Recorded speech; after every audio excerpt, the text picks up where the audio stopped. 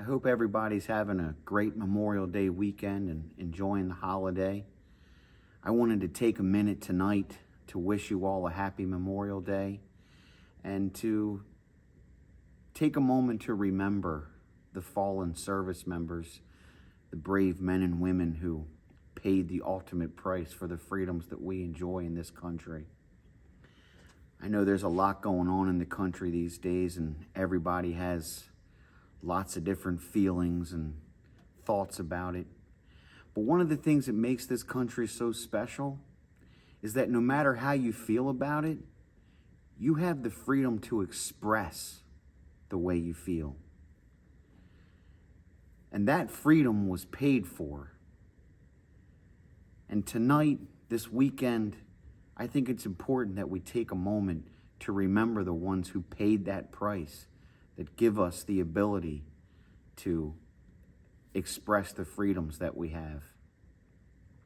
And I also would like to remember the Gold Star families, the ones that are still here, but who have an empty space at their table or an empty spot at their cookout because their loved one never came home.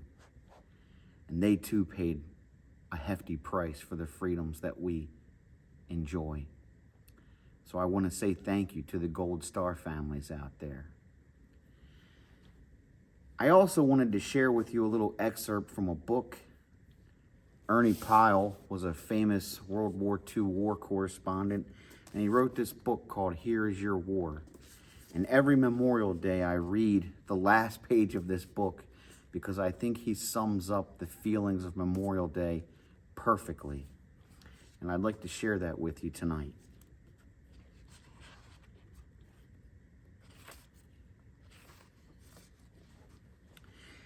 And I don't attempt to deny that war is vastly exhilarating. The whole tempo of life steps up, both at home and on the front.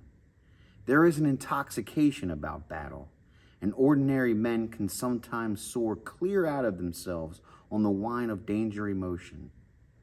And yet it is false. When we leave here to go on into the next battleground, I know that I, for one, shall go with the greatest reluctance. On the day of final peace, the last stroke of what we call the big picture will be drawn. I haven't written anything about the big picture because I don't know anything about it. I only know what we see from our worm's eye view, and our segment of the picture consists only of tired and dirty soldiers who are alive and don't want to die.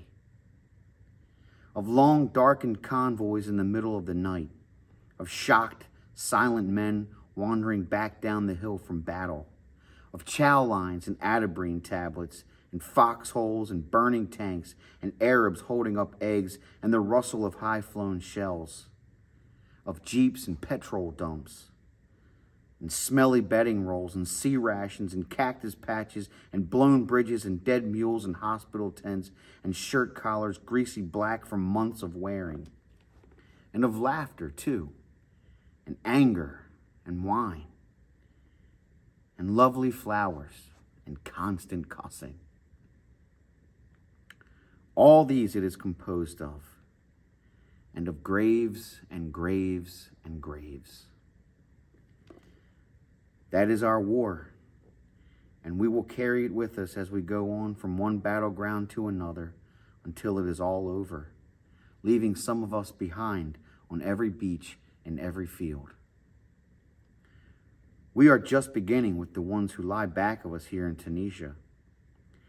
I don't know whether it was their good fortune or their misfortune to get out of it so early in the game. I guess it doesn't make any difference once a man is gone. Medals and speeches and victories are nothing to them anymore. They died and others lived, and nobody knows why it is so. They died, and thereby the rest of us can go on and on. When we leave here for the next shore, there is nothing we can do for the ones beneath the wooden crosses, except perhaps to pause and murmur. Thanks, pal.